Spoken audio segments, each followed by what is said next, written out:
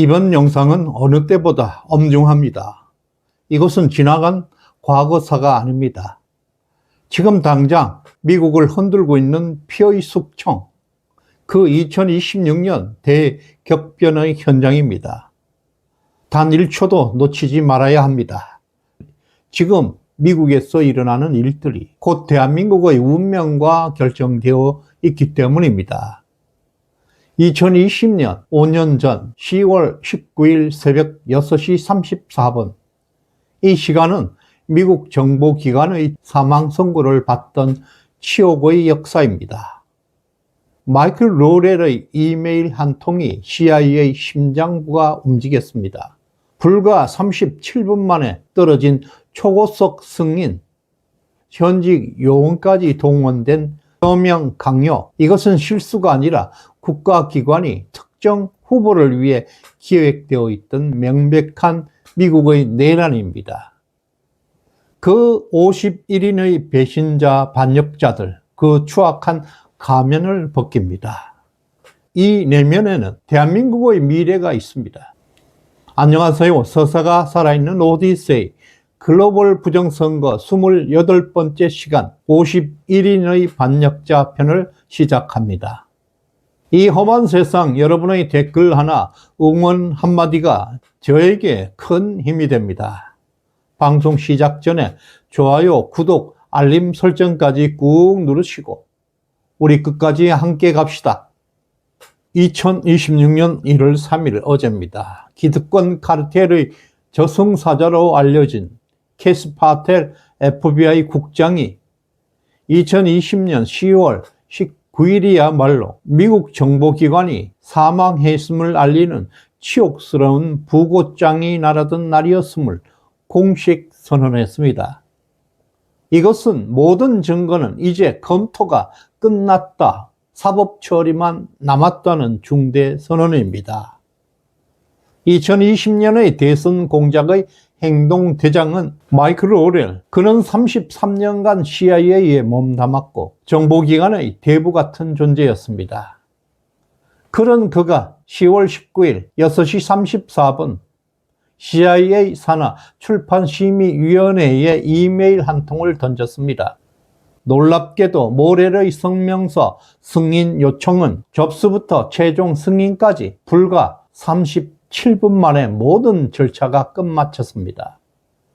비대하고 느려 터진 관료 조직에서 단 37분 만의 승인은, 이것은 사전에 짜여진 각본 없이는 불가능한 일입니다.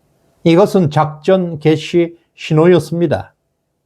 더 충격적인 범죄 사실은 50년 CIA 경력의 베테랑 분석가, 내부 고발자인 데이비드 캐리언스의 폭로로 드러났습니다. 은퇴한 분석가인 그에게 전화를 걸어서 성명서 초안을 직접 읽어주면서 서명을 강요했던 인물은 놀랍게도 당시 현직에서 근무했던 CIA 요원이라는 것입니다. 이것은 마이클 로렐조차 청문회에서 부적절했다고 시인할 수밖에 없었던 명백한 선거 개입이었습니다. 1947년 CIA 창설 이래 목숨처럼 지켜왔던 국내 정치 개입 금지라는 그 명령이 그 당시 CIA 수장이자 방조자였던 지나 헤스펠 국장의 묵인하에 산산조각이 난 것입니다. 이제 트럼프 2기 행정부, 법무부는 이 사건을 단순 업무 과실이 아니라 조직적인 내란 혐의로 전환하고 있습니다. 팜 본디 법무장관은 당시 현역 요원들을 대상으로 서명을 강요한 지휘 라인을 끝까지 추적해서 법정에 세우겠다는 의지를 천명했습니다. 보안 승인 박탈은 시작일 뿐입니다. 헤스펠과 모렐을 포함한 가담자 전원은 이제 연방교도소 실질적인 처벌의 공포 앞에 서게 되었습니다. 2020년 대선 재검증의 수사의 핵심은 단순히 누가 서명했는가가 아니라 누가 설계했고 지시했는가에 모아지고 있습니다. 그 추악한 먹이사슬의 정점에는 바이든의 복심이자 이 사기극의 주문자 토니 블링컨 국무장관이 있습니다. 확보된 증언과 기록에 따르면 2020년 10월 17일 토니 블링컨이 마이클 로렌에게 건넨 연락이 바로 모든 사태의 트리거 역할을 했다는 것입니다. 그들의 안중에는 국가안보 따위는 없었습니다. 토론회에서 수세에 몰리고 있는 바이든에게 헌터 바이든의 노트북을 러시아의 공작이라고 덮어 씌우는 그럴듯하게 말할 거리를 만들어주는 그 오직 하나였습니다. 고도로 계산된 정치 공작이었습니다. 토니 블링컨의 지령이 떨어지자마자 전직 정보수장 51명은 마치 대기라도 하고 있었다는 듯이 일사불란하게 서명을 완료했습니다. 그들은 노트북이 러시아 허위 정보가 아니라는 사실을 인지하고 있었음에도 불구하고 바이든 일병 구하기를 위해서 국가가 부여한 권위를 스스로 시궁창에 던져버렸습니다. 결국 바이든은 CIA가 만들어준 이 문건을 대선 토론회에서 공식 문건이라고 흔들면서 정부 당국도 러시아 소행이라고 한다고 국민을 기만했고 그 진실은 선거가 끝날 때까지 철저하게 차단되었습니다. 하지만 2026년 오늘 거짓의 그 유효 기간이 끝났습니다. 트럼프 행정부는 이 사건을 정부 전복의 시도로 규정하고 관련자 전원의 보안 승인을 박탈하는 초강수를 두었습니다. 이제 팜 본디 법무장관의 수사망은 51명의 하수인을 넘어서 이 작전을 사주했던 몸통 토니 블링컨에게 소환장을 발부하고 그를 정조준하고 있습니다. 이제 다가오는 재판은 그들이 훔쳐갔던 4년의 세월에 대한 엄중한 심판장이 되어 나갈 것입니다. 인간이 설계한 사기극의 그 정점에 무서운 내란이 도사리고 있었습니다. CIA 출신 대테러 전문가 마이클 시워가 밝혀낸 데이터는 충격을 넘어 공포를 안겨주고 있습니다. 도미니언 시스템은 전국적으로 무려 270만 표의 트럼프 후보의 표를 삭제했다. 최대 경합주였던 펜실베니아에서만 22만 1천 표를 바이든에게로 바꿔치기 했다고 증언했습니다. 이것은 기계적 오류를 넘어서 시스템 오류를 가장한 정밀한 사이버 범죄입니다. 또 있습니다.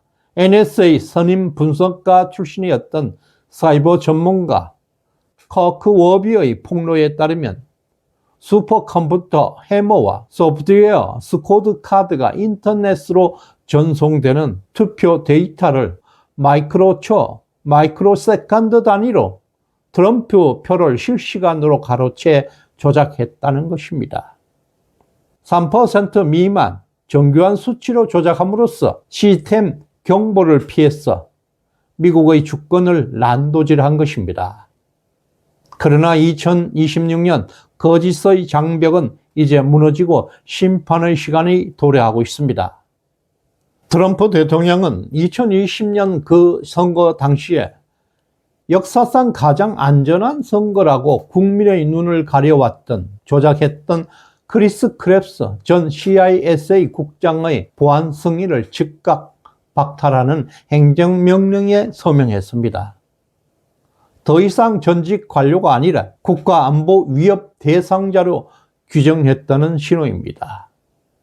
이제 모든 것은 팜 본디 법무부 장관과 캐시 파텔 FBI 국장에게로 넘어가 있습니다. 현재 수사팀은 크랩스와 도미니언 그리고 당시 CISI의 비밀 회동에 연루되었던 인물들을 정부 전복 혐의로 집중 추적하고 있습니다. 디지털 포렌식 기술이 발전함에 따라서 당시 삭제되었던 로그인 기록들이 복원되고 있습니다. 조작에 가담했던 기술자들에 대한 법원으로부터 소환장이 연이어 발부되고 있습니다. 2020년이 선거를 도둑 맞았다면 2026년은 그 도둑놈들을 법의 단두대 위에 세우는 정의의 심판의 해가 될 것입니다. 가장 끔찍한 독재는 도덕적 확신을 가진 관료들이 만든다는 유명한 통찰이 있습니다. 2020년 CIA와 51인의 정보수장들이 보여준 행태가 바로 그것입니다. 그들은 자신들이 선택한 후보가 당선되어야 하는 것이 곧 국익이자 정의라고 믿었습니다. 바로 치명적 자만에 빠져 있었습니다. 자신들의 정치적 목적을 위해서 헌법은 거추장스러운 종이 조각에 불과했습니다. 이 사건의 본질은 선거 개입을 넘어선 체제 전복 그 자체입니다. 법이 권력자를 구속하는 법의 지배를 파괴해버렸습니다. 오히려 권력자가 법 위에 군림하는 사람의 지배로 회귀시켜버린 야만의 시대로 돌아가는 반란이었습니다. 이제 2026년의 단죄는 시작되었습니다. 지난 연말부터 트럼프 대통령 본인은 물론 그 측근들이 연이어 매일 부정선거를 이슈화해 왔습니다. 이제 팜 본디 법무장관과 캐시 파텔 FBI 국장이 가세하고 있습니다. 51명의 전직 정보 수장들이 휘갈겨 섰던 그 서명은 낙서가 아니었습니다. 그것은 민주주의 심장을 겨눈 내란이었습니다. 국가 안보를 사유화했던 오만방자한 관료주의의 사슬을 끊어내고 무너진 헌정 질서를 바로 세우는 자유민주주의의 회복운동이 미국에서 본격화되고 있습니다. 우리는 똑똑히 목격하고 있습니다. 국민을 이겨드는 권력은 반드시 파멸한다는 역사의 진리를 말입니다. 지금 워싱턴에서 불어오고 있는 정의의 바람은 결코 남의 나라 얘기가 아닙니다. 바로 우리들의 일입니다.